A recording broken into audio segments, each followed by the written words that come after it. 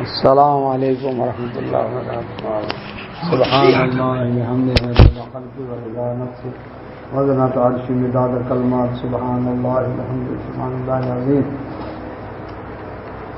دوسرا پارہ ہے سورۃ بقرہ اور اس کی آیت نمبر ہے 224. دعا پڑھ لیتے. اعوذ باللہ من الشیطان الرجیم. رب اشرح لی صدری ویسر لی امری واحلل عقدۃ من لسانی یفقهوا قولی. رب زدنی علما رب یسر ولا تعسر وتمم بالخیر وبک نستعین. اللهم صل على محمد وعلى آل محمد كما صليت على إبراهيم وعلى آل إبراهيم إنك حميد مجيد. اللهم بارك على محمد وعلى آل محمد كما باركت على إبراهيم وعلى آل إبراهيم إنك حميد مجيد.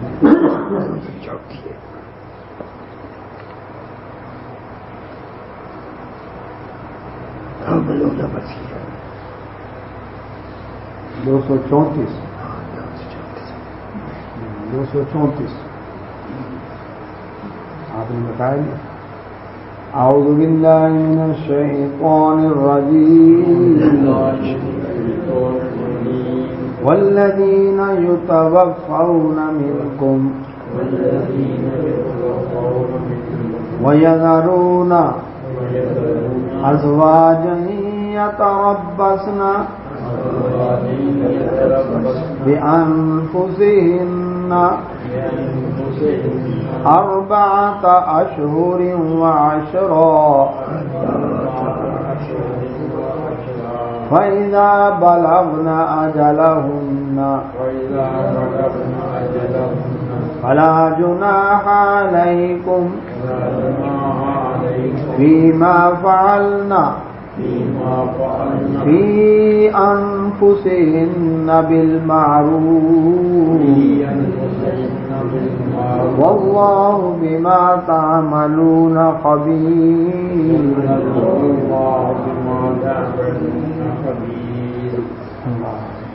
دوسرا پارہ سورہ بقرہ آیت نمبر 234. اعوذ باللہ من الشیطان الرجیم. والذین اور وہ لوگ یتوفون جو فوت ہو جائیں منکم تم میں سے ویذرون اور چھوڑ جائیں ازواجن بیویاں یتربصن وہ انتظار کریں بانفسہن اپنے آپ کو روک کر رکھیں نکاح سے اربعۃ اشہر 4 مہینے وعشرہ اور 10. اللہ سبحانہ و تعالی نے اس آیت مبارکہ میں بیوہ کی عدت بیان کی. یہ بیوہ چاہے بوڑھی ہو چاہے جوان، چاہے ازدواجی تعلق قائم ہوا ہے چاہے نہیں ہوا، بعض کا نکاح ہوا اور ازدواجی تعلق قائم ہونے سے پہلے ہی خاوند فوت ہو گیا تو اس کی یہ عدت ہے 4 ماہ 10 دن. حاملہ عورت ہے اگر طلاق ہوئی ہے یا بیوہ ہے اس کی عدت وضع حمل. چاہے گھنٹے بعد بچہ پیدا ہو جائے اس کی عدت ختم، چاہے 9 ماہ کے بعد پیدا ہو اس کی عدت ختم ہو جائے. ایسا واقعہ اللہ کے نبی صلی اللہ علیہ وسلم کے دور میں پیش آیا کہ ایک عورت کا خاوند فوت ہوا اور اس کے کچھ ہی دن بعد چند راتیں ہی گزری تھی اس کا بچہ پیدا ہو گیا، وہ حاملہ تھی. تو اس کے اوپر یہ ہوا کہ اس کی شادی کرنے لگے. لوگ آئے انہوں نے کہا جی یہ کیا ابھی تو 4 ماہ 10 دن عدت پوری نہیں. وہ عورت اللہ کے نبی صلی اللہ علیہ وسلم کی خدمت میں حاضر ہوئی تو اللہ کے نبی صلی اللہ علیہ وسلم فرمایا اجازت ہے نکاح کی کیونکہ بچہ پیدا ہو گیا ہے. تو حاملہ کا جب بھی وضع حمل ہو اس کی عدت ختم ہوگی، چاہے مطلقہ ہو چاہے بیوہ. حاملہ کو طلاق ہو جاتی ہے، طلاق بھی ہو جاتی ہے. حالت حیض میں طلاق دینا منع ہے، حمل کی حالت میں طلاق ہو جاتی ہے. اچھا، اور دوسرے نمبر پر یہ کہ ایک واقعہ ہوا.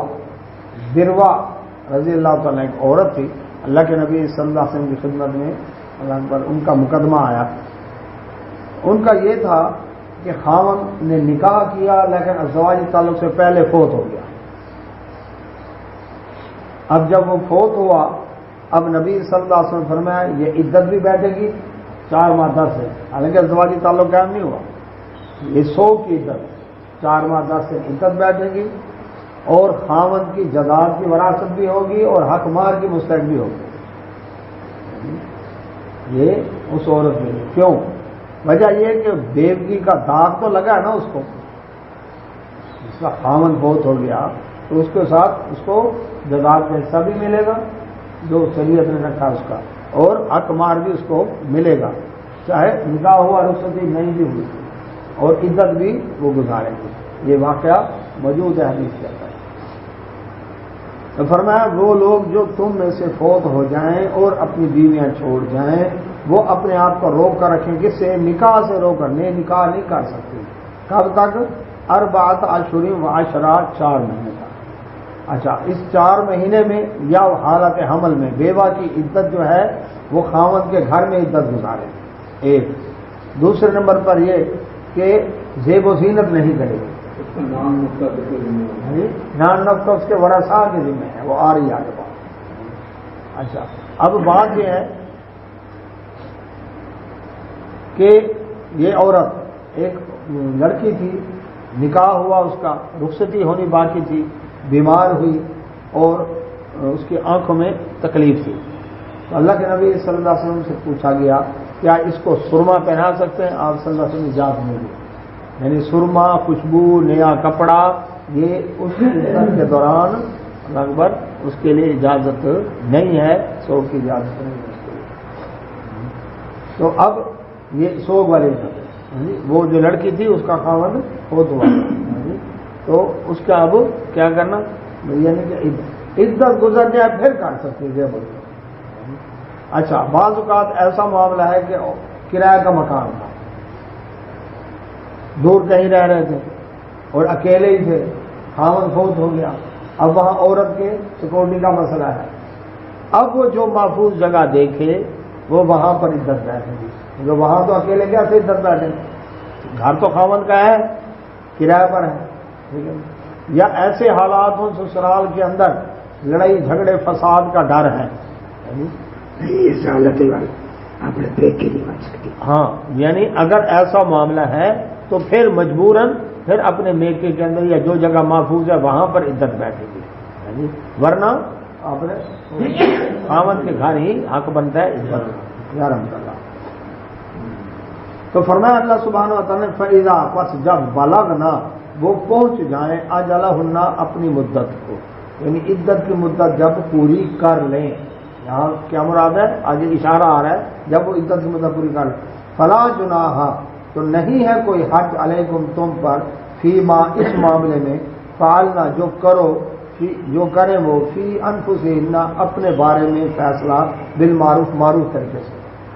جب عدت کی مدت پوری ہو گئی، اب وہ عورت اگر اپنے بارے میں فیصلہ کرتی ہے کس چیز کا؟ نکاح کا، تو اللہ تعالیٰ فرماتے ہیں اب کوئی حرج نہیں، زیب و زینت بھی کرے گی اور نکاح بھی کر سکتی ہے۔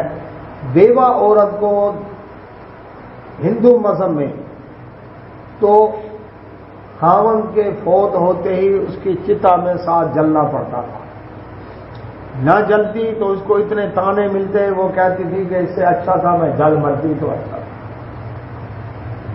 ہمارے معاشرے میں بھی بیوہ کو اللہ اکبر منحوس، سبز قدم، یعنی اس کو کیا سمجھا جاتا ہے کہ ایک خاوند کا سر کھا گئی ہے، یعنی اس سے تو اور کوئی نکاح کرے گا تو اس کو بھی اپنی جان کا خطرہ ہے، یعنی اس کو اچھا نہیں سمجھا۔ اسلام نے آ کر بیوہ عورت کو عزت دی کہ بیوہ عورت نکاح کر کے سہاگنوں والی زندگی بسر کر سکتی ہے، کوئی منحوس نہیں ہے۔ اللہ کے نبی صلی اللہ علیہ وسلم کے جتنے نکاح تھے 11 نکاحوں میں آپ کے 10 نکاح بیوہ عورتوں کے ساتھ ہیں، یعنی بیوہ عورت کو یہ عزت دی۔ اور شاہ اسماعیل شہید رحمۃ اللہ علیہ نے ایک مہم چلائی تھی کہ بیوہ عورتوں سے شادیاں کرنے، کیونکہ اس دور میں ہندوؤں کے اندر یہ رواج تھا، اور ہندوؤں کے اثرات کی وجہ سے مسلمانوں میں بھی یہ تھا کہ بیوہ عورتیں بیٹھ گئی ہیں لیکن ان کے ساتھ نکاح کوئی نہیں کرتا تھا، ان کے منحوس سمجھتے ہوئے، لیکن انہوں نے کہا کہ نہیں، بیوہ عورتوں سے نکاح کرو، 4 کرو، بیوہ عورتوں سے نکاح کرو۔ انہوں نے ایک مہم چلائی اور مجاہدین کے نکاح بیوہ عورتوں نے کرا. یہ تاریخ ہے. تو اللہ سبحانہ و تعالیٰ فرماتے ہیں کہ واللہ اور اللہ تعالیٰ بما تعملون جو تم عمل کرتے ہو خبیر اس سے خبردار ہے. رب کو پتہ ہے جو تم عمل کر رہے ہو. تو اس لیے بیوہ عورت کو نکاح کی اجازت دی جب وہ عدت کی مدت ہوئی. اچھا ولا جناح علیکم اور نہیں ہے تم پر کوئی حرج فی ما اس میں عرضتم کہ تم پیش کرو بھی ان کے سامنے من خطبت النساء. اللہ سبحانہ تعالیٰ فرماتے ہیں نکاح کا پیغام ان عورتوں کو دینے میں کوئی حرج نہیں ہے. اللہ کب عدت کی مدت ہوگی پوری, عدت کی مدت کے بعد نکاح کا پیغام دینے میں کوئی حرج نہیں. کوئی پیغام دے گا تو وہ نکاح کریں گے نا. ہو گیا جی اس کا تو خاوند فوت ہو گیا, اس کا یہ ہے تو اب میں کیسے کروں نا, میں کوئی حرج نہیں. عدت پوری ہو گئی اب اجازت ہے کہ ان سے کیا ہے خطبہ, ان کو نکاح کا پیغام دینے میں کوئی حرج نہیں. او یا اکننتم تم چھپا کر رکھو انفسکم اپنے دل میں کہ وہ عدت کی مدت گزار رہی ہے, تم نے دل میں خیال رکھ لیا کہ میں نے اس کی عدت پوری ہو کے ہی اس سے نکاح کرنا ہے. فرمایا یہ جو خیال دل میں رکھا ہے اس پر بھی کوئی گناہ ہے. علم اللہ جانتا ہے انکم یہ کہ تم ستذکرونہن ضرور ان کا تذکرہ کرو گے. مقصد یہ ہے کہ آدمی کو جہاں پر ایک ارادہ ہو جائے نا کہ میں نے نکاح کرنا ہے, اب اپنی بات گھما پھرا کر پھر ادھر ہی لے کر آتا ہے. مقصد یہ ہے کہ اس نے نکاح جو کرنا ہے تو اللہ سبحانہ نے فرمایا مجھے پتا ہے کہ تم نے تذکرہ کرنا ہے لہذا کوئی حرج نہیں. لیکن ولیکن اور لیکن لا تواعدوہن نہ پکا وعدہ لو ان سے سرن خفیہ ہو جب وہ عدت گزار رہی ہے. یہ کس کے لیے ہے؟ بیوہ کے لیے یا وہ متعلقہ جس کو 3 طلاقیں الگ الگ ہو چکی.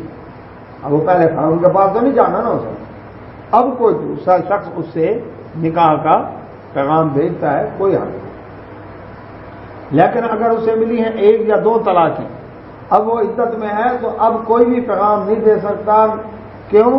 نہ اشارے کنایہ میں نہ اس میں, کیونکہ اب عدت کے دوران تو اس کے خاوند کا حق ہے رجوع کا, دوسرا کوئی کر ہی نہیں سکتا. لیکن یہ کون سی ہے؟ جو متعلقہ بائنہ یعنی جس کو پکی طلاق ہو گئی اور یا پھر وہ بیوہ عورت جو عدت گزار چکی. فرمایا ان کو نکاح کا پیغام دینے میں کوئی حرج نہیں. لیکن خفیہ طور پر ان سے جب وہ حالت عدت میں ہے تو یہ پکا وعدہ نہیں لینا جیسے عدت پوری ہو تو میں تیرے سے نکاح کروں گا, یہ وعدہ نہیں کر سکتا. کل ایک مسئلہ تو چلے تھے کہ عورت عدت گزاری بیٹھی نکاح کے پیغام آنے تو جڑا صاحب کا کام آتی ہے پیغام بھیجا وہ کتنی طلاق تو 2. اچھا ہاں, تیسری کے بعد نہیں, 2 تو بعد نکاح کریں. ہاں 1 کے بعد 2 کے بعد نکاح ہو سکتا ہے. عدت کے اندر رجوع ہوگا, عدت گزر گئی تو پھر صاحب کا خاوند اس سے نیا نکاح کرے گا. لیکن 3 طلاقیں ہو گئی پھر وہ پہلے کے پاس جا نہیں سکتے. تو اللہ مگر ان تقولوا یہ کہ تم کہو قولا معروفا, معروف طریقے سے کوئی بات کرو. دوران عدت اس عورت سے پیغام بھیجنا کس بات کا؟ اطلاع کرنے کہ اشارے کے نئے کنفرم نہیں کرنا, بات پکی نہیں کرنی کہ عدت پوری ہوتے مجھ سے, لیکن اشارے کے نئے میں تذکرہ کر سکتے ہو. وہ کیا؟ میرا بھی ارادہ شادی کرنے کا ہے چاہے کوئی بیوہ عورت ہی کیوں نہ ہو. اللہ کے نبی صلی اللہ علیہ وسلم نے فاطمہ بنت قیس رضی اللہ تعالیٰ ان کو طلاق ہوئی, عدت میں تھی. نبی صلی اللہ علیہ وسلم نے ان کو فرمایا کہ جب عدت پوری کر لے تو نکاح کا جب ارادہ کرے تو پہلے مجھے بتانا.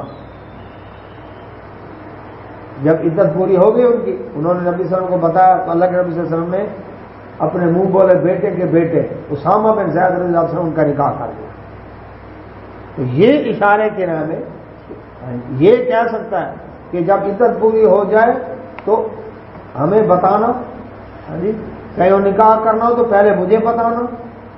یعنی یہ اشارہ کنفرم نہیں کر سکتے عدت کے دوران، عدت گزر گئی پھر تو ہوگی بات، پھر یہ اس کی مرضی ہے، کرے نہ کرے۔ ہاں کرے نہ کرے تو قول معروف، معروف طریقے سے بات کر سکتے، لیکن ولا تعظموا، نہ پکا ارادہ، نہ ہی پختہ کرو عقدۃ النکاح، نکاح کی گرہ کو، یعنی جس کا کہتے ہیں نا کہ گرہ لگا دی گنڈھی پاون، تو نکاح کی بات پختہ نہیں کرنی، ہاتھ دوران عدت پکی نہیں، اشارے کی نئے میں تذکرہ کر سکتے ہو، حتیٰ یہاں تک کہ یبلغ وہ پہنچ جائے الکتاب، لکھی ہوئی اجل اپنی مدت، جو اللہ نے اس کے لیے مدت مقرر کی ہے عدت کی، جب وہ پوری ہو جائے، اس وقت جب تک پوری نہیں ہوتی اس وقت تک پکی بات نہیں کر سکتے نکاح کی، جب پوری ہو جائے پھر کرو۔ وَاعْلَمُوا، اور جان لو، ان اللہ، یہ کہ اللہ تعالیٰ یعلم، جانتا ہے، ما فی انفسکم، جو تمہارے دلوں میں،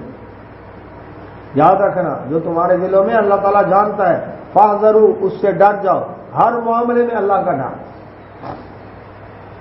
وَاعْلَمُوا، اور جان لو، ان اللہ، یہ کہ اللہ تعالیٰ غفور، بخشنے والا، حلیم، حوصلے والا ہے، کہ تمہارے غلطیوں کے باوجود تمہارے اوپر فوراً پکڑ نہیں کرتا، یہ اس اللہ تعالیٰ کا حوصلہ ہے۔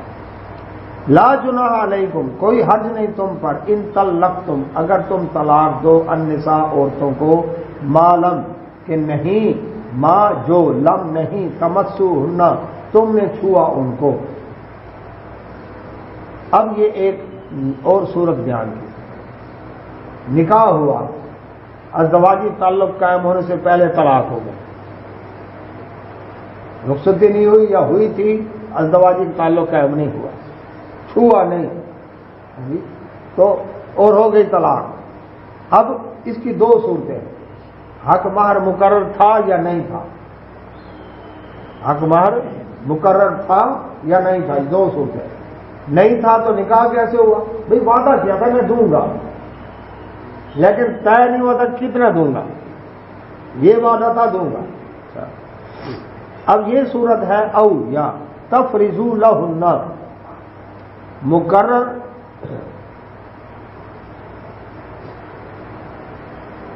معلوم تمسوہن، نہیں چھوا ان کو، او تفریضوا لہن، اور یا نہیں مقرر کیا تھا ان کے لیے فریضہ حق مہر،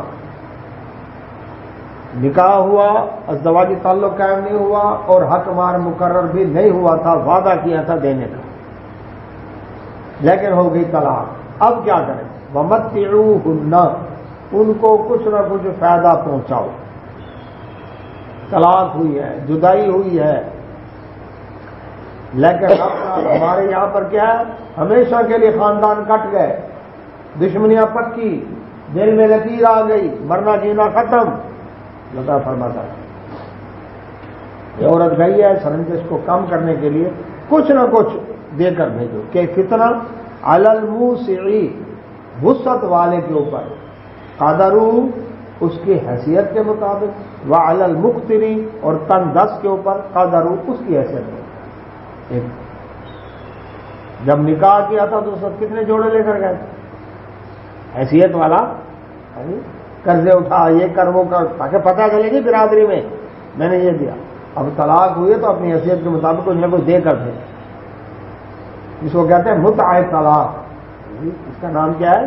کہ طلاق کی وجہ سے فائدہ پہنچانا، یہ اسلام کے اندر ہے کہ طلاق ہوئی ہے اور جوڑے دو، یہاں منگنی کے جوڑے، مہندی کے جوڑے، یعنی نکاح کے جوڑے، ولیمے کے جوڑے، عید برات پر جوڑے، سب کرتے ہیں نا۔ طلاق پر ہاں طلاق ہو تو سب کو واپس، وہ واپس لینا حرام ہے، وہ پڑھ چکے ہیں کالا، چاہے کتنا بھی دیا، لیکن طلاق ہوئی ہے، طلاق پر بھی کچھ نہ کچھ دے کر بھیجو، وسعت والا اپنی حیثیت کے مطابق اور تنگ دست اپنی حیثیت، ایک دو جوڑے وہ بھیجے، اور وہ زیادہ والا جو ہے کچھ حال زیادہ دے۔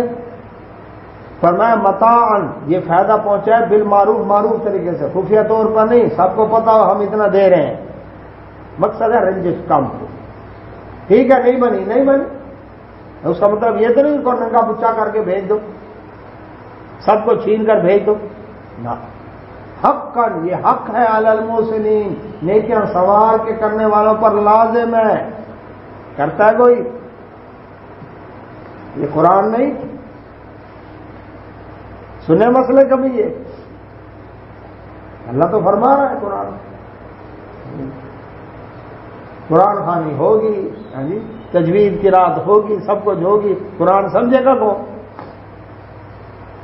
فرمایا وَإِن طَلَّقْتُمُوهُنَّ، اگر تم نے ان کو طلاق دی، من قبلہن، قبل اس کے، ان تمسوهن، کہ تم نے ان کو چھوا، یعنی ازدواجی تعلق سے پہلے طلاق دے دی، وقد فرضتم، یہ دوسری صورت، جبکہ تاکید تم مقرر کر چکے تھے، لہن، ان کے لیے فریضہ حق مہر، پہلی صورت میں حق مہر مقرر نہیں تھا، وعدہ تھا، کچھ نہ کچھ دے کر دے دیں، کیوں؟ طلاق کا داغ تو لگ گیا اس عورت کو نا، مرد کو احساس نہیں ہوتا، عورت کے لیے یہ داغ ہے۔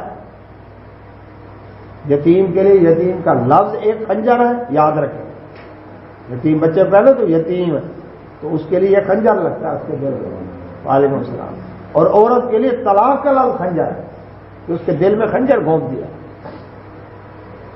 تو اب وہ کیا ہے، اس کا کچھ نہ کچھ ازالہ ہو جائے۔ اب حق کے مہر مقرر تھا، اب کیا کرنا ہے؟ طلاق ہو گئی، فنصف، پس آدھا، ما فرضتم، جو تم نے مقرر کیا، آدھا حق کا مہر دینا لازم ہے۔ اب کتنا بنتا ہے؟ آدھا۔ ازدواجی تعلق قائم نہیں ہوا، تعلق قائم ہوا طلاق بھی تو پھر پورا ملے گا، لیکن ازدواجی تعلق قائم نہیں ہوا، اب آدھا ملے، الا، مگر، ان یعفونا، یہ کہ معاف کر دے، کون؟ وہ عورت، وہ کہے وہ میں آدھا بھی نہیں لے گی، کیونکہ ازدواجی تعلق قائم ہوا نہیں، نکاح ہوا ہے، وہ اگر صدقہ کرتے کہتے میں لیتی نہیں، اس کی عزت بھی نہیں ہوگی، عزت تو نہیں ہے نا، اچھا، تو یہ بھی جائز ہے اگر وہ معاف، او یعفو، یا معاف کر دے، الذی، وہ شخص، بیدہ، جس کے ہاتھ میں عقدۃ النکاح، نکاح کی گرہ ہے، نکاح کی گرہ کس کے ہاتھ میں؟ خاوند، طلاق کا اختیار اس کے پاس ہے کہ نکاح کو برقرار رکھے، ختم کر دے، تو اللہ تعالیٰ فرماتے ہیں یہ بھی ہو سکتا ہے کہ حق مہر آدھا دینا ہے نا اس مرد سے، باقی آدھا واپس لینا تھا، تو اللہ تعالیٰ فرماتے ہیں اگر یہ خاوند جو ہے یہ کہے کہ میں جو آدھا لینا تھا واپس وہ بھی میں نہیں لیتا، وہ بھی رکھ لے جا، یہ بھی کر سکتا ہے، یہ بھی جائز ہے۔ وَأَن تَعْفُوا، ایک سفارش بھی کی اللہ تعالیٰ نے، اگر اے مردو تم درگزر کر دے، معاف کر دو، اقرب، یہ زیادہ قریب ہے، للتقویٰ، تقویٰ، مرد کو چاہیے احسان کرے، عورت مرد پر احسان نہ، مرد کو چاہیے، مرد کو شان دیا تو احسان بھی کر، تو آدھا جو لینا تھا اللہ تعالیٰ فرماتے تجھے چاہیے کہ وہ آدھا بھی واپس نہ لے، دے دے اس کو، لیکن اگر دے وہ لینا چاہے لے سکتا ہے، لیکن اس کی شان کیا ہے، کس میں ہے، تقویٰ کس میں ہے، وہی ہے کہ وہ آدھا بھی واپس نہ لے۔ وَلَا تَنْسَبُوا، اور نہ بھولو، الفضل، فضل، بینکم، اپنے درمیان ایک دوسرے کے ساتھ احسان کرنا نہ بھولو، مرد کو چاہیے مرد احسان کرے۔ ان اللہ، بے شک اللہ تعالیٰ، بما، جو کچھ تعملون، تم عمل کرتے ہو، بصیر، دیکھنے والا ہے، کہ تم معاملہ کیسے کرتے ہو، رب دیکھ رہا ہے، قیامت والے دن پوچھ گچھ ہوگی، حق مار دیا کہ نہیں دیا، یہ سارا کچھ جو دیا ہوا تھا وہی سمیٹ لیا۔ فرمایا حافظو، حفاظت کرو، علی الصلوات، نمازوں کی، خاص طور پر والصلاۃ الوسطیٰ، درمیانی نماز، درمیانی نماز کون سی ہے؟ عصر کی، اللہ کے نبی صلی اللہ علیہ وسلم غزوہ خندق کے موقع پر عصر کی نماز آپ کی قضا ہو گئی۔ اچھا پہلے یہ بات کر لیں، بات ہو رہی تھی طلاق کی، حق کے مہر کی، عزت کی، درمیان میں نماز کی بات کیوں آ گئی، جبکہ بعد میں بھی اسی طلاق سے متعلق بتا دیا جس طرح نماز فرض ہے اس طرح ان احکامات پر عمل کرنا بھی فرض ہے۔ ان کو یہ نہ سمجھو سفارشات ہے، کر لو تو ٹھیک، نہ کرو تو عمل نہ کرو تو کوئی بات نہیں، کون پوچھنے والا ہے، نہ ایسا نہیں۔ جس طرح نماز فرض ہے اسی طرح یہ احکامات پر عمل کرنا ہے، یہ نماز بھی اللہ کا حکم ہے اور یہ بھی اللہ کا حکم ہے۔ اب ایک حکم مانے اور ایک نہ مانے نہ۔ اچھا اب صلاۃ وسطیٰ، رسول اللہ صلی اللہ علیہ وسلم عصر کی نماز قضا ہو گئی، وہ نبی صلی اللہ علیہ وسلم مغرب کے بعد، سورج غروب ہونے کے بعد آپ نے قضا کی۔ اللہ کے نبی صلی اللہ علیہ وسلم فرمایا جس کی عصر کی نماز رہ گئی اس کا گھر بار سب کچھ لٹ گیا، بڑی وعید ہے اس کے بعد. یعنی جس کے گھر میں کوئی ڈاکہ پڑے نا اور لوگ جائیں اور بڑا افسوس ہوا, ڈاکہ پڑا, سب کچھ لٹ گیا, کچھ نہیں بچا, تو اتنا بڑا نقصان ہے یہ, اس کے ایک عصر کی نماز رہ گئی. اب اللہ کے نبی صلی اللہ علیہ وسلم نے عصر کی نماز سورج غروب ہونے کے بعد پڑھی ہے, صحابہ کرام نے پڑھی ہے, جماعت کے ساتھ پڑھی ہے. اس کے باوجود آپ صلی اللہ علیہ وسلم کو اتنا دکھ تھا کہ وہ نبی صلی اللہ علیہ وسلم جو طائف میں پتھر مارے گئے, آپ نے بد دعا نہیں دی. فرشتے نے کہا اگر آپ حکم دیں, اللہ تعالیٰ نے مجھے بھیجا ہے, میں یہ 2 پہاڑوں کو ٹکرا دوں, یہ طائف والے پس گئے. آپ صلی اللہ علیہ وسلم فرمایا ان کی شاید آنے والی نسلیں مسلمان ہو جائیں. لیکن وہ نبی صلی اللہ علیہ وسلم عصر کی نماز قضا ہوئی, وہ نبی صلی اللہ علیہ وسلم بد دعا دیتے ہیں, یا اللہ ان یہودیوں اور مشرکوں کی قبروں اور گھروں کو, پیٹوں کو آگ سے بھر دے, انہوں نے میری عصر کی نماز چھڑوا دی. جہاد میں مصروف ہے. اور یہ جو بیان کیا جاتا ہے کہ علی رضی اللہ تعالیٰ عنہ آئے, اللہ کے نبی صلی اللہ علیہ وسلم میری عصر کی نماز رہ گئی ہے, تو سورج نبی صلی اللہ علیہ وسلم نے اشارہ کیا اور سورج واپس آ گیا, انہوں نے عصر کی نماز پڑھ لی, پھر سورج چلا گیا. یہ جھوٹ ہے, من گھڑت ہے. صحیح حدیث بخاری مسلم کی روح سے نبی صلی اللہ علیہ وسلم کی اپنی عصر کی نماز رہ گئی تھی, سورج غروب ہونے کے بعد پڑھی آپ نے, اب سورج کو واپس نہیں اٹھایا. اور بڑے لہک لہک کے مولوی صاحبان بیان کرتے ہیں ممبر کے اوپر اس بات کو کہ جی سورج واپس لوٹایا, یہ جھوٹ ہے. ایک صحابی فرماتے ہیں تستر ایران کے خلاف جنگ ہو رہی تھی اور صبح کی نماز کا ٹائم ہو گیا اور ہم گھمسان کی جنگ ہو رہی, نماز پڑھنے کا ٹائم نہیں تھا. تو اس وقت لڑ رہے تھے, ہاں جی, اب سورج کافی نکل آیا, اللہ نے فتح دے دی. اس کے بعد ہم نے جماعت کے ساتھ نماز پڑھی, اس نماز سے ہمیں اتنی خوشی ہوئی تو مال غنیمت کتنی خوشی نہیں ہوئی کہ اللہ تعالیٰ نے فتح دے دی اور اب ہم نماز پڑھ رہے ہیں. نماز کتنی فکر ہے. تو اللہ سبحانہ وتعالیٰ فرماتے ہیں نمازوں کی حفاظت کرو اور خاص طور پر صلاۃ وسطی عصر کی نماز کا خیال رکھنا. وقوموا, اور کھڑے ہو جاؤ, للہ اللہ کے لیے قانتین, فرمانبردار ہو کر. صحابی فرماتے ہیں کہ ہم حبشہ ہجرت کر کے گئے, جب واپس آئے تو حبشہ جانے سے پہلے کوئی مسلمان نماز میں ہوتا, ہم اس سے بات کر لیتے کتنی رکعت ہے, وہ نماز کی حالت میں جواب دیتے, سلام کرتے وہ زبان سے جواب دے دیتا. اچھا, نماز پڑھے دروازہ پر جائے وہ آگے بڑھ کر کنڈی کھول لیتا, اب نماز بھی جاری رکھتا. لیکن جب ہم حبشہ سے واپس آئے, ہم نے سلام کیا, نبی صلی اللہ علیہ وسلم سلام کا جواب زبان سے نہیں دیا. ہم نے پوچھا اللہ کے نبی صلی اللہ علیہ وسلم حبشہ جانے جب گئے تھے تو اس وقت تو آپ جواب دیتے تھے زبان سے, اب نہیں دیتے. تو آپ نے فرمایا وقوموا للہ قانتین, یہ آیت نازل ہوئی ہے. اللہ تعالیٰ نے فرمایا نماز میں خشوع خضوع اختیار کرو, ہاں جی, سکون کے ساتھ کھڑے ہو اللہ کو اس طرح سے.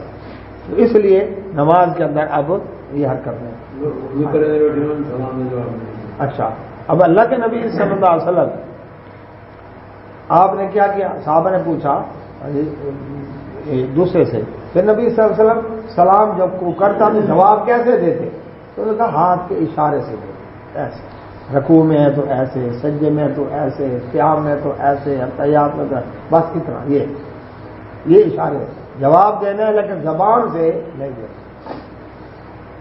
صحیح مسلم حدیث ہے, اللہ کے نبی صلی اللہ علیہ وسلم نے دیکھا صحابہ کرام کو نماز پڑھتے ہوئے تو وہ جب سلام پھیرتے تو السلام علیکم ورحمۃ اللہ, السلام علیکم ورحمۃ اللہ, ہاتھ بھی ساتھ اٹھاتے. تو آپ نے فرمایا یہ کام سرکش گھوڑوں کے دموں کی طرح یہ کام نہ کرو جس طرح وہ علاقے نماز میں سکون سے زبان سے کہنے کا بھی السلام علیکم ورحمۃ اللہ, السلام ورحمۃ اللہ, یہ کہہ رہے ہیں. یہ کھجا رہے ہیں, کپ سیدھے کر رہے ہیں, بوٹی نکال رہے ہیں دانت سے, ادھر سے ناخن کے اوپر سے کوئی میل کو چال نکال رہے ہیں, آنکھوں کو کر رہے ہیں, یہ ایسی حرکات خشوع خضوع, ادھر ادھر دیکھنا. فرمایا جو نماز میں سجدے والی جگہ پر نظر رکھو.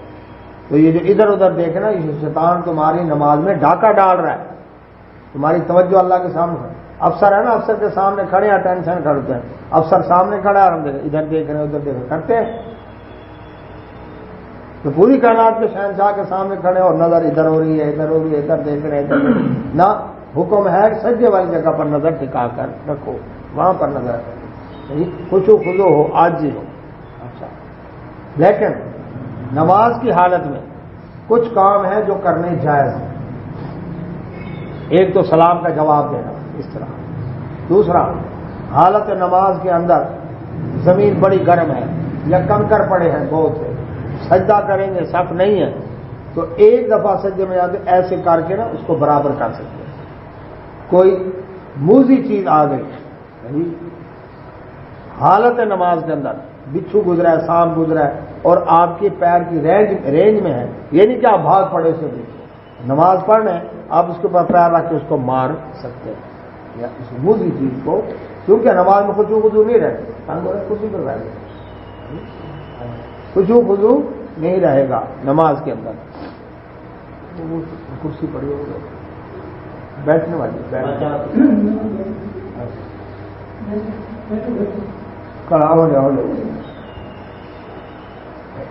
تو اللہ کے نبی صلی اللہ علیہ وسلم نے اس بات کی اجازت دی.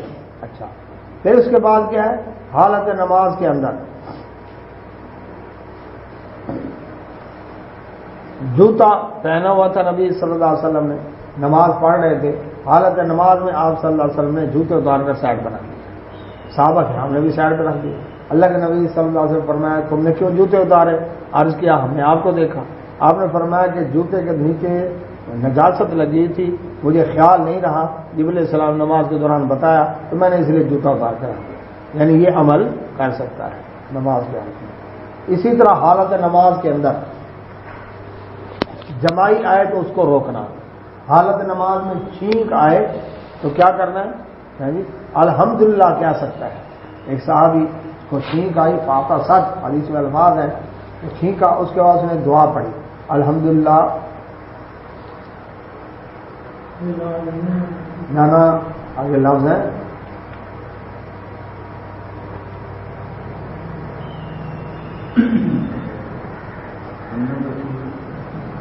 الحمدللہ حمدن کثیرن طیبن مبارکن علیہ کما یحب ربنا ویرضا.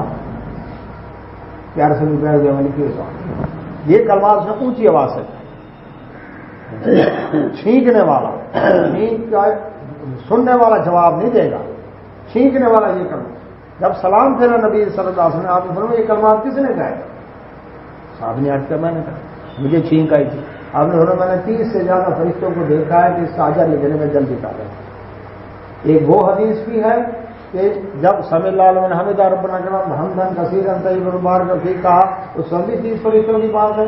اور ایک یہ بھی ہے کہ چھینکا صحابی نے اور کہا الحمدللہ حمدن کثیرن طیبا مبارکا علیہ کما یحب ربنا ویرضا. تو نبی صلی اللہ علیہ وسلم اس پر بھی یہ کلمات بیان ہے. تو چھینکنے والا الحمدللہ کہہ سکتا ہے، لیکن سننے والا یرحمک اللہ نہیں کہے گا. سلام کا جواب ہاتھ سے، ٹھیک ہے.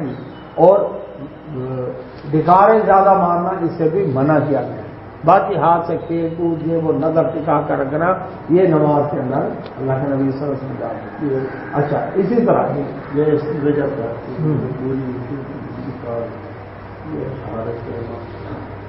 ڈھکار آئے ہیں، اگر تو ہوا خارج ہوئی ہے نیچے سے تو وہ تو وضو کیا ختم ہو جائے.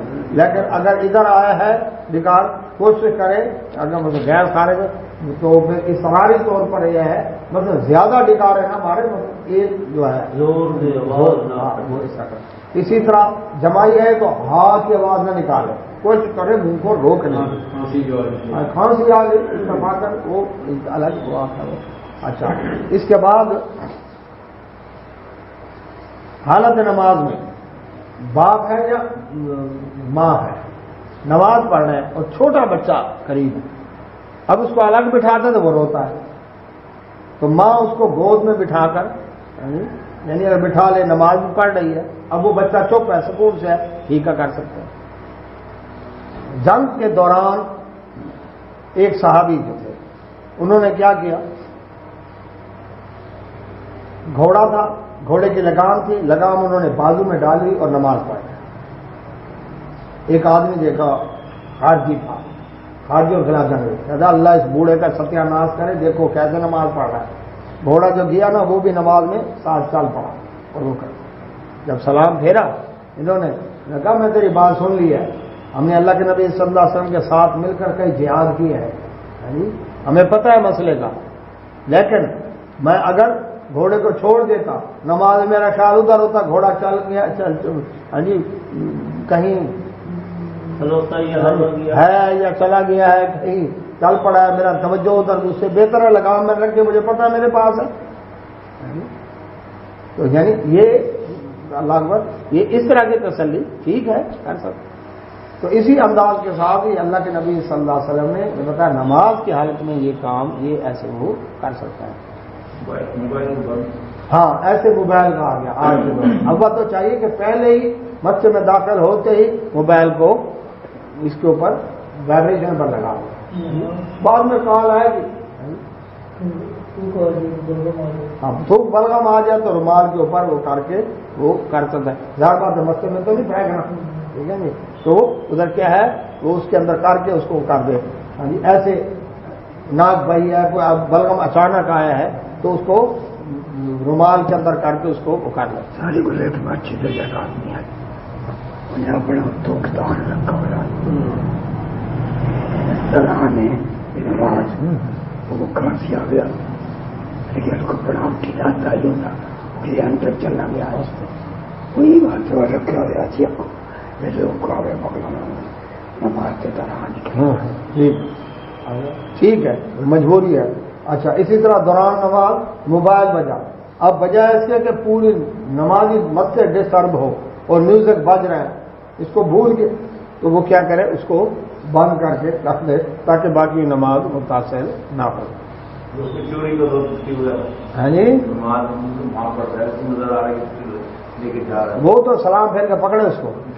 اچھا ایسے ہی میں عصر کی نماز کا وقت تھا، نماز پڑھ رہے تھے، ایک ساتھی تھے وہ اللہ تعالیٰ اس کو صحت دے مرغی کے دورے پر تھے، بچہ اس کے ساتھ ہوتا، اس کا بیٹا اس کے ساتھ ہوتا، تو کوئی پتہ نہیں کس پر دورہ پڑے وہ گر گیا، اس کے سامنے کے دان سارے ٹوٹے ہوئے تھے، گر گر کے چھوٹے لگ کے. اچھا نماز پڑھ رہے تھے، امام صاحب نماز پڑھا رہے ہیں، میں ادھر کھڑا ہوں، دو آدمی چھوڑ کے وہ آدمی اور اس کا بیٹا کھڑا. یقین جانے نماز کے دوران جیسے یکدم ایک تو نا آرام سے ایسے گرا نا، ایسے جیسے لکڑی گرتی نا ٹھا کر کے گرا ہے چپس والے فرش کے اوپر نماز کے دوران. ہم سب ایسے ہوئے، بارہ اس کے بیٹے نے نماز توڑ کر اس کو سنبھالا.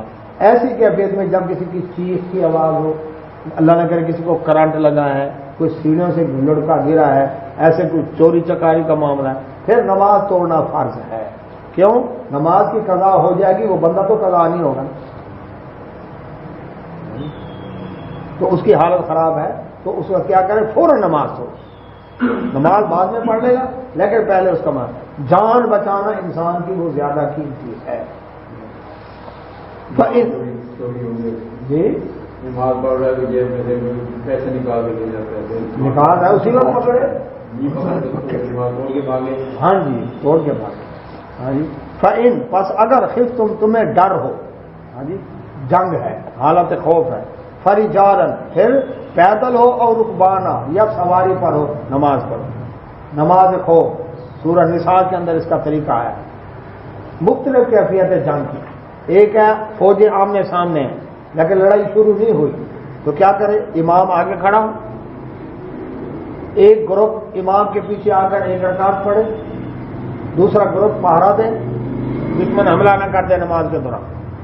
پھر جب امام ایک رکعت پڑھ کے کھڑا ہوا ہے اب وہ سجدے سے اٹھتے ہی وہ جو انہوں نے ایک رکعت پڑھ لیا وہ سلام پھیر کر پیچھے چلے جائیں مورچے پر، اور دوسرا گروپ جو مورچے پر تھا سکیورٹی پر وہ آئے امام کے ساتھ ایک رکعت پڑھے. امام کی 2 رکعتیں ان کی ایک رکعت ہوئی. ٹھیک ہے حالت خوف میں ایک رکعت نماز معاف نہیں ہے. جنگ شروع ہو گئی یہ اس وقت کا ہے. اب موقع ہی نہیں ہے کہ امام اور صف اور یہ کرو. اب فرمایا فَرِجَالًا اور رکبان، چاہے پیدل ہو چاہے ہو، لڑ بھی رہے ہو نماز کا ٹائم ہو گیا تیمم کیو کرو، اور اس کے بعد کیا ہے آنکھ کے اشارے سے رکوع کے لیے. اب قبلہ کی طرف منہ کرنا بھی شرط نہیں ہے، لڑائی بھی جاری ہے. اللہ اکبر. ٹینک میں بیٹھے ہیں اللہ اکبر، اور طیارے میں جہاز میں بیٹھے ہیں جی، اسی طرح سے گاڑی میں بیٹھے ہیں، اور اب لڑائی کے اندر مصروف بھی ہیں اور سر کا اشارہ رکوع کے لیے تھوڑا سا، سجدے کے لیے زیادہ، نماز بھی جاری ہے اور لڑائی بھی جاری ہے۔ وعلیکم السلام۔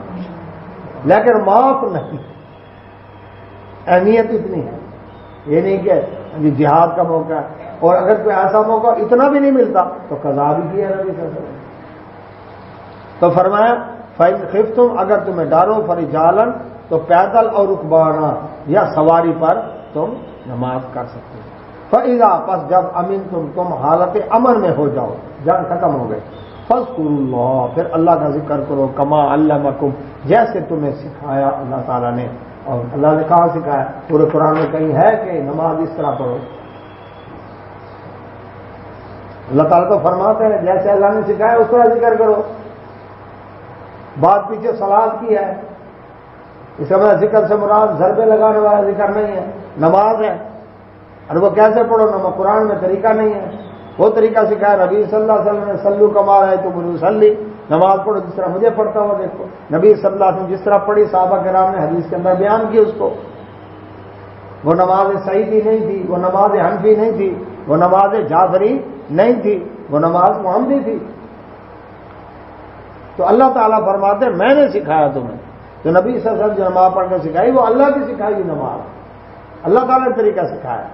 فرمایا معلوم نہیں تھے تم، تکونو تم، تعلمون جانتے، یعنی یہ اللہ نے طریقہ سکھایا، اس طریقے سے پھر تمہیں نماز پڑھنی ہے، خضوع قبلہ رو، سارا امام مقتدی اسی طرح سے جماعت کے ساتھ، ٹائم کے ساتھ، لیکن اس سے پہلے تم نہیں جانتے تھے کہ نماز کیسے ہو۔ والذین، اور وہ لوگ یتوفون، جو فوت ہو جائیں، منکم تم میں سے، ویذرون، اور چھوڑ جائیں، ازواجن بیویاں۔ اب اللہ سبحانہ وتعالیٰ ایک اور بات بیان کی، بات کر رہے ہیں نا وہ خرچے کی، ظفر صاحب خرچے کی، تو فرمایا وَيَذَرُونَ أَزْوَاجًا، اور وہ بیویاں چھوڑ جائیں، فوت ہو گئے اور وہ بیویاں چھوڑ جائیں۔ آیت نمبر 240۔ وصیۃً، تو ان کے لیے کیا لازم ہے؟ وصیت کرنا، لِأَزْوَاجٍ، اپنی بیویوں کے لیے، متاعًا، کہ فائدہ پہنچایا جائے ان کو، إِلَى الْحَوْلِ، 1 سال تک، غیر اخراج، نکالے بغیر۔ خامد ہو گیا فوت، اللہ سبحانہ طرف فرمایا یہ مرنے والا یہ وصیت کر جائے کہ میری بیوہ جو ہے اس کو 1 سال تک تو گھر سے نہ نکالا جائے۔ اب نہ نفقہ جی خرچہ، یہ اپنے گھر کے اندر ہی میرے گھر میں رہے۔ اب اس کی عدت کتنی ہے؟ وضع حمل یا 4 ماہ 10 دن، یہ عدت ہے نا اس کی، وہ تو اس نے کرنی ہے لازمی۔ اچھا، اس کے بعد مزید 7 ماہ 20 دن پھر اس کے ساتھ خیر خائی کرتے ہوئے اس کو گھر میں رہنے دیتے، نہ نفقہ بھی دیتے ہیں، یہ وارثوں کے لیے۔ بعض کو یہ مغالطہ لگا ہے مفسرین کو، انہوں نے کہا کہ جناب یہ آیت منسوخ ہو گئی ہے کیونکہ اس کا بعد میں حق مار بھی مقرر کر دیا گیا ہے، یعنی اس کو جو اتنا حصہ جداد کا ملے گا اس کو، وہ بھی وراثت مکمل ہو گئی، اور 4 ماہ 10 دن اس کی عدت مقرر ہو گئی، یا وضع حمل عدت مقرر، اب اس کے بعد اس کو ضرورت نہیں ہے۔ حالانکہ یہ بات نہیں ہے، بلکہ یہ عبدالسلام بھٹوی رحمۃ اللہ تعالیٰ انہوں نے اس کی تشریح یہ کی ہے کہ یہ منسوخ نہیں ہے، بلکہ اس کا مطلب یہ ہے 4 ماہ 10 دن تو وہ رہے گی، وضع حمل تک تو رہے گی، لیکن اس کے بعد مزید اس کو 7 ماہ 20 دن مزید اس کو ایک سہولت دی جائے، ہاں وصیت کہ 1 سال تک، یعنی پورا 1 سال اس گھر کے اندر رہے، نان نفقہ وغیرہ اس کو دیتے رہو، یہ ورثاء کے لیے ذمہ ہے۔ فَإِنْ خَرَجْنَا، لیکن اگر وہ خود نکلنا چاہے، عدت پوری ہوئی اور وہ کہتے ہیں نہیں اب میں نے نکاح کرنا ہے، پورا سال یہاں نہیں گزارنا، فَلَا جُنَاحَ عَلَيْكُمْ، کوئی حرج نہیں، تم خود جانا، فی ما فعلنا، جو وہ اللہ اکبر کام کریں، فی انفسہن، اپنے معاملے میں، من معروف، معروف طریقے سے۔ کیا مطلب؟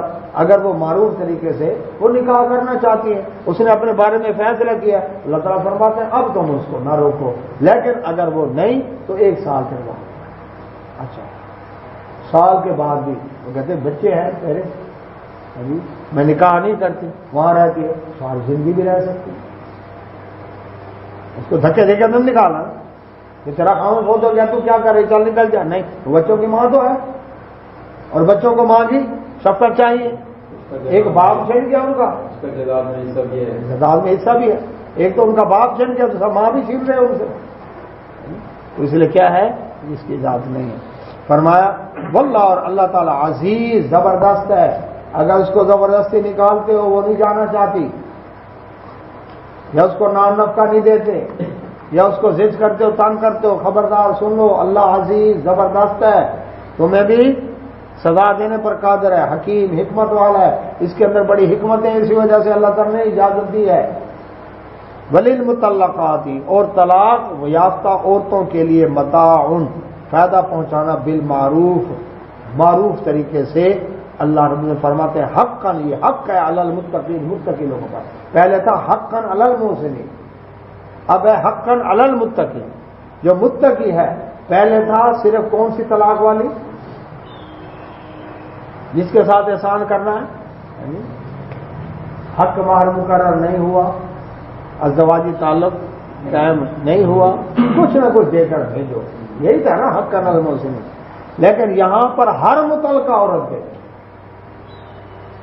جس کو طلاق ملی ہے اس کو کچھ نہ کچھ دے کر بھیجو، یہ مومن متقی لوگوں پر حق ہے، لازم ہے۔